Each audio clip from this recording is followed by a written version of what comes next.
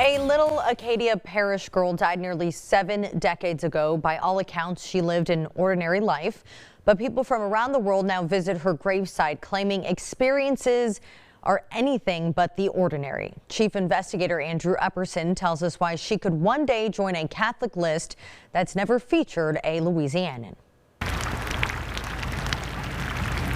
In a tiny Acadiana parish town, sound drops from heaven. Outside and inside St. Edward Catholic Church. Father Corey Laverne says it's peace and a prayer a pregnant woman, used to New York noise, sought in November 2023.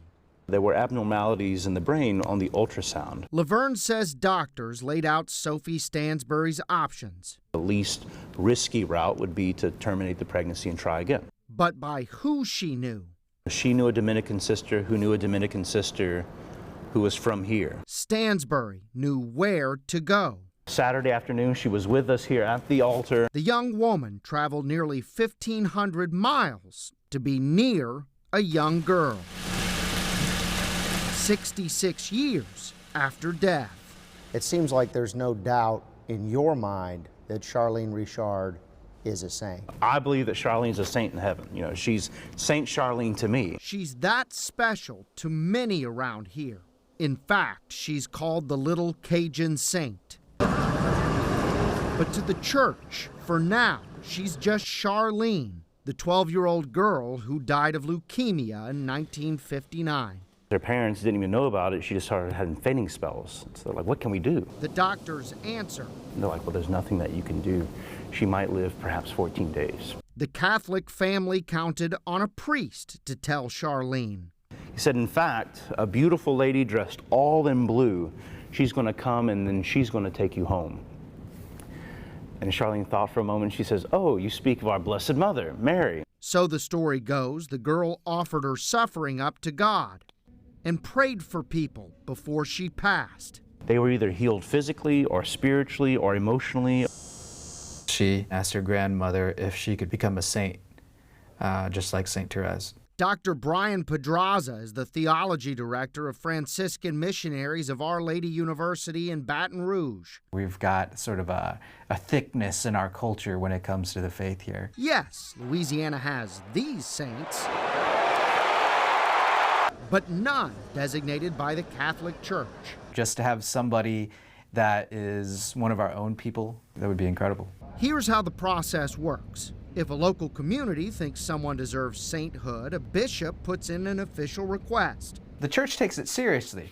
Seriously enough to require what the church considers evidence. For Charlene, it's probably something around close to 2,000 pages of information. If the bishop decides that's good enough, he passes it up the chain to Rome. If they give it the thumbs up and the congregation says, yes, we give this the thumbs up, they actually will send it to the Pope. The person's then considered venerable, but we're 2 big things away from being canonized, because the first thing that has to happen is a miracle. If theologians, scientists, and the Pope decide a miracle's legit, then we call the person blessed. They're beatified. One more miracle, sainthood.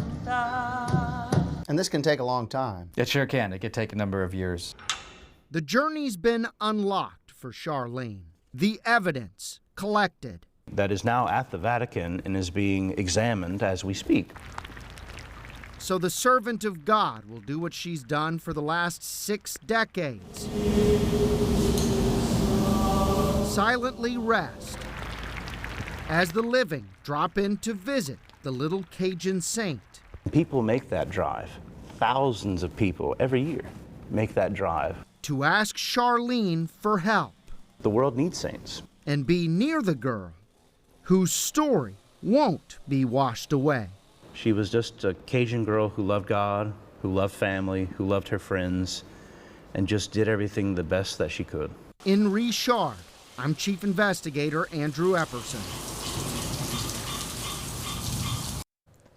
The father says the mother at the beginning of the story will return to St. Edward Church in August. He says Sophie Stansbury plans to bring her baby And guess what she named her? Charlene.